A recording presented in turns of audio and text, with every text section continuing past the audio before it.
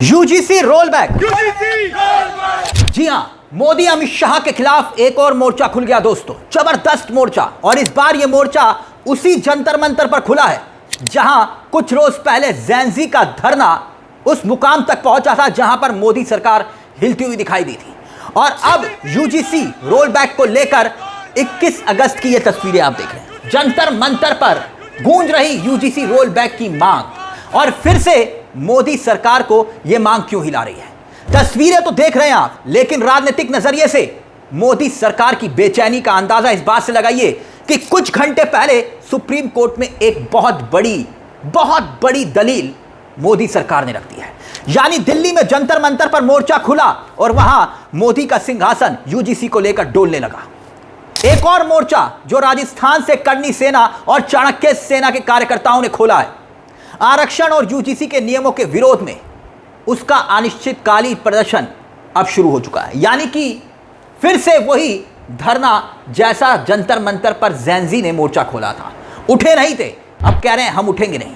Gen Z roll back नहीं हुआ तब तक घर वापसी नहीं, यह दावा किया जा रहा है। सुनिए जरा। UGC roll back, UGC roll back, UGC roll back, UGC roll back, UGC roll back, UGC roll back, UGC roll back, UGC roll back, UGC roll back, roll back, roll back, roll back.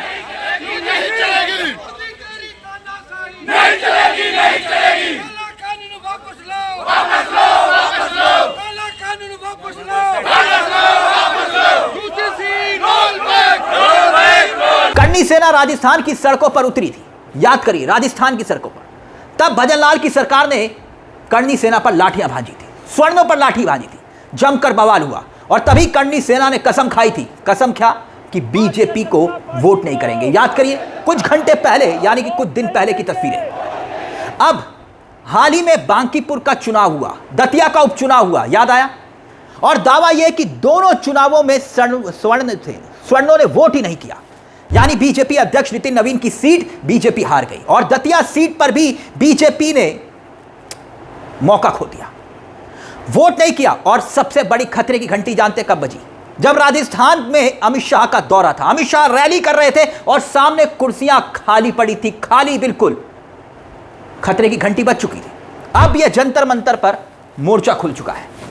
तो क्या अब देश के colleges और university में पढ़ाई केवल आपकी मेहनत और काबिलियत के दम पर होगी, या फिर छात्रों को हर वक्त शिकायतों और निगरानी के डर के साए में रहना होगा? यही तो सवाल सबसे बड़ा गूंज रहा है।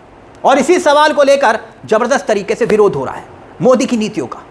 सरकार फिलहाल यूजीसी 2026 के नियमों की समीक्षा का हवाला दे रही है। एक और बड़ी खबर है दोस्तों, यहां मोर्चा खुला है, और कितना जबरदस्त तरीके से मोर्चा खुलने के बाद अब सरकार का सिंहासन डोल रहा है। उस पर आते हैं। यह सवाल इसलिए जरूरी हो जाता है क्योंकि 2026 में यूजीसी के जो नियम आए उसने एक नई बहस को छेड़ा है, और अब उसे नजरअंदाज करना मुश्किल हो रहा है। नजरअंदाज। और ये तस्वीरें अपने आप में उसकी बानगी है। एक तरफ मोदी सरकार और यूजीसी का जो अपना नियम है कि भाई कैंपस में भेदभाव मुक्त सुरक्षित वातावरण होगा, सुरक्षित बनाने की कोशिश, यह लॉजिक दिया जा रहा है सरकार की तरफ से। हर छात्र को सम्मान के साथ पढ़ाई करने का हक बिल्कुल मिलना चाहिए। सख्त नियम इसलिए जरूरी है, यह हवाला दिया जा रहा है क्योंकि समाज की कड़वी सच्चाई है। कई बार पीड़ित सामाजिक दबाव में शिकायत करने से डर जाते हैं, लेकिन इस डर को दूर करने के लिए जो उन्होंने नियम बनाए हैं, कानून बनाए हैं, उसको लेकर एक दूसरा वर्ग डर रहा है, तो फिर सवाल पूछा जा रहा है। और यही सवाल यहां पर यूजीसी वाले को लेकर पूछा जा रहा है। Roll back. क्या मोदी सरकार स्वर्ण होने और उनके अस्तित्व के लिए अपराध मान रही है कि भैया आप स्वर्ण हैं? यही तो सवाल पूछा जा रहा है।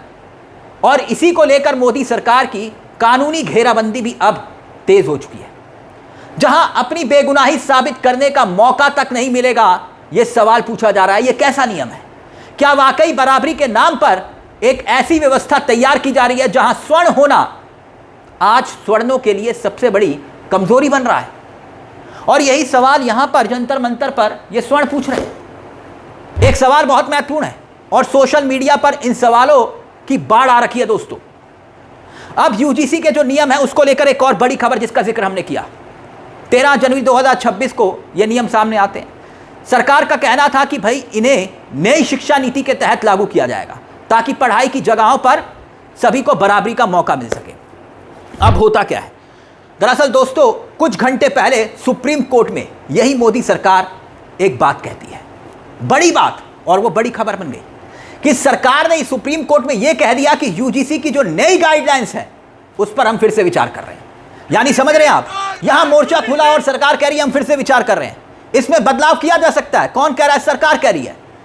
सुप्रीम कोर्ट ने इस मामले की सुनवाई 4 हफ्ते के लिए टाल दी है। 4 हफ्ते के लिए यूजीसी ने जनवरी में नई गाइडलाइंस जारी की थी और इसके तहत हर यूनिवर्सिटी को एक कमेटी बनानी थी।